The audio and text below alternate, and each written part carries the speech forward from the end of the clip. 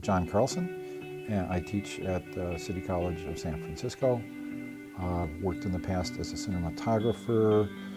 I ran a motion picture, the biggest motion picture laboratory and post-production facility in San Francisco for 25 years.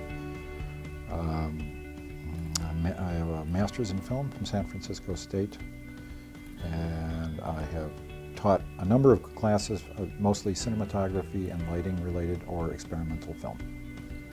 Spent the last 45 years in motion pictures and video, and have chosen the world of cinema.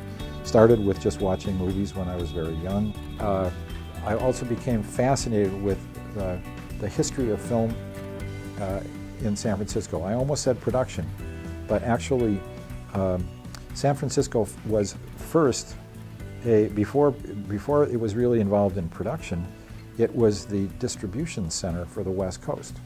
When most films were still being made on the East Coast, San Francisco was the West Coast distribution center to Asia, all over Asia. So there's a whole section of town around Golden Gate Avenue that had distributors of film, mostly shot on the East Coast before Los Angeles was really big. And then that kind of grew into those same buildings, companies, area.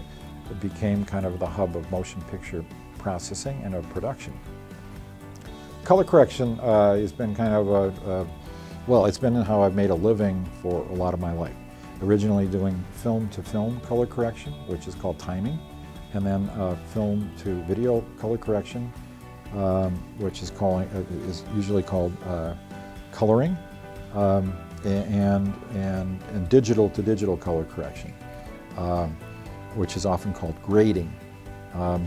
And I've got to transition through those different worlds over a 30-some-year period.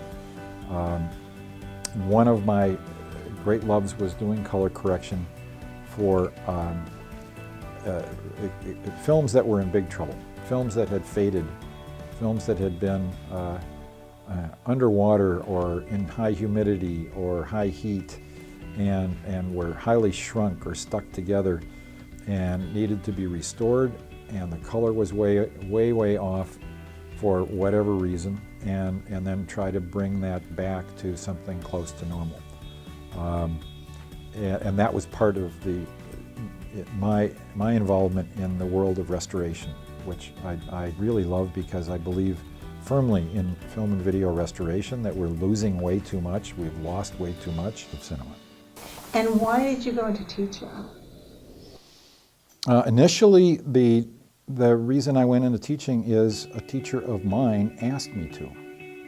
A teacher at San Francisco State, who was the head of my master's committee, Bob Bell, asked me to develop a class specifically on film and video post-production that would be and was taught in a motion picture laboratory, originally for San Francisco State's Downtown Extension, then for the Academy of Art, and then for here at City College of San Francisco. And the whole idea was to close a gap that existed then, and I think still exists in many ways, of students and new filmmakers don't understand the world of post-production or post-production facilities. And post-production facilities don't understand students or new filmmakers. And there was this tremendous gap that I felt from both sides, both being a filmmaker and being a post-production person working in a post-production facility, that there was this huge gap in between, and there was no reason not to fill it, not to bridge it. That filmmakers were notorious for kind of walking into a motion picture lab and putting down their roll of film on the counter and then running away. You know, it was like they didn't want to know what was going on, what magic or horrible things might happen to their film after they dropped it off, which was just wrong. They should know. They should understand what is done, what can be done to their film. Why? Why should they understand? Because then they can have more control over what their film will look like and the quality the final result, whether it's a print or a video. That the more they know about post-production and what can be done, especially in those days in film processing and printing, the better they will be at making filmmaking.